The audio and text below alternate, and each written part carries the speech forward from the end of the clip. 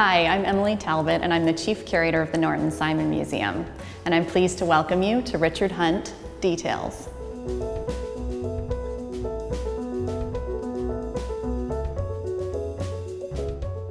Richard Hunt was born in Chicago in 1935, and he found his artistic calling quite early. He was a student at the School of the Art Institute as a teenager, and he graduated in 1957 with a degree in arts education.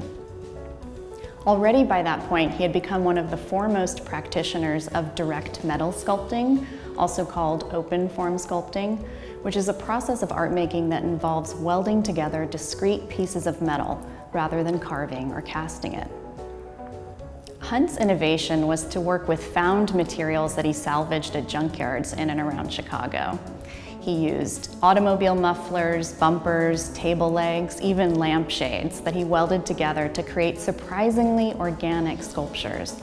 People have likened them to insects or to plant life. There's a sense that they seem to hover or to perch in space, that they're growing up and out. This exhibition focuses on Hunt's parallel practice as a printmaker, featuring a series of prints that he made at the Tamarind Lithography Workshop in Los Angeles in 1965. This suite of prints is entitled Details, and I think the title refers both to the imagery that we can see here, which suggests these capture some details of Hunt's sculptures, but there's also an aspect of it that refers to the informal way that he was working. Each of these prints suggests a detail or an approach to or a gesture towards sculpture. They're not fully realized works of art in their own right, but together they form some sense of the artist's working process, the way he's thinking through his subject matter.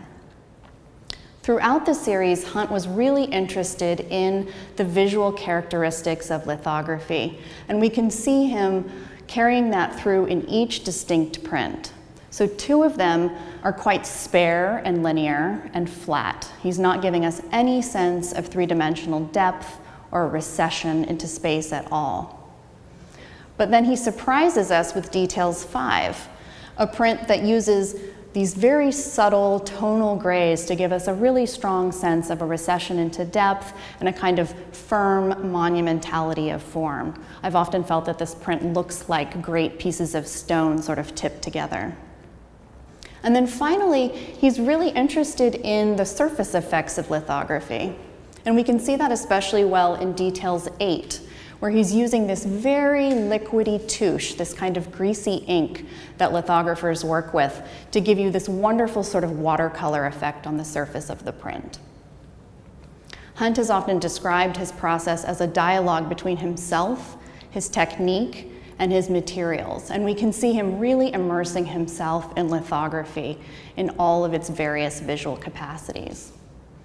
I also want to draw your attention to the format of these prints. Each of them are on 15 by 15 inch sheets of paper, square and quite compact. And Hunt has described this compactness of the sheet as being a really important aspect of the Details portfolio. They create this wonderful compression of space, and he was able to take advantage of the cropping to really bring you inside the image. In many of them, we feel like we're sort of trapped in this space. We can't see beyond the margins of the composition, but we can imagine that the image extends beyond it.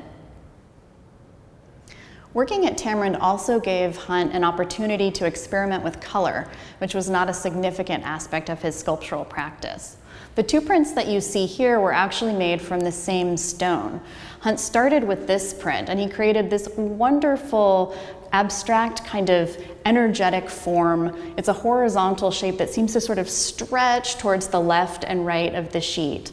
And he used this acid tint process that was pioneered by Kenneth Tyler, the master printer at Tamarind, whom Hunt coincidentally had known when they were both students at the Art Institute of Chicago. Acid tint is a way of working in which, after you've inked your plate, you apply nitric acid to those inked areas, and it creates this wonderful tonal, sort of subtle series of grays, and it allows you to create a lot more sense of depth and movement to an inked area. After printing this work, Hunt then used the same stone to print the black areas on this one, and then ran that same sheet of paper through the press with both red and blue ink, creating this wonderful, evocative, almost purpley and very painterly aspect in the background here.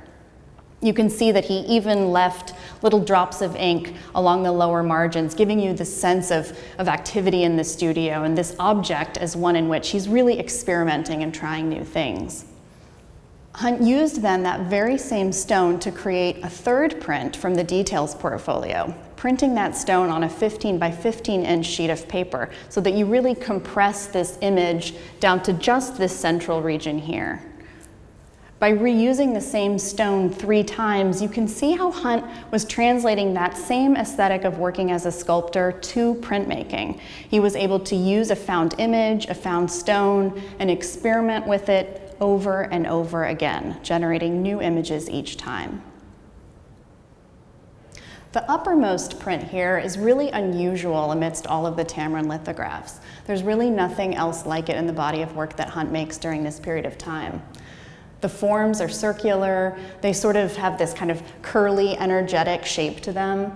When I look at this print, I think about Hunt as a sculptor and the kinds of marks that you might get from welding tools on a sculpture.